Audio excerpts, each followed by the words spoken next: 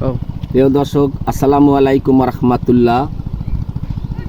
আমি পটুয়াখালী ডিস্ট্রিক্ট বাউফল থানা কালাই ইউনিয়ন শৌলা গ্রামের হারুন হাওলাদার বলেছিলাম। তো মোশাররফ মুন্সির প্রজেক্ট, কিন্তু আমরা বন্ধনের মাল টমেটো চাষ করেছি। বন্ধনের টমেটোটা এত ভালো যেটা মানুষকে আমি বুঝাইতে পারবো না। যারা না খেয়েছে তাদেরকে বুঝান যাবে না, যারা খেয়েছে একবার তারাই বুঝ পেয়েছে। এই মালটা বাজারে নেওয়ার সাথে সাথে আপনার মালটা চলে যায়। বন্ধনের মালটা এত ভালো। দেখেন, এই ফলটা দেখতে একদম আপেলের মতো দেখা যায়, আপেল ফেল।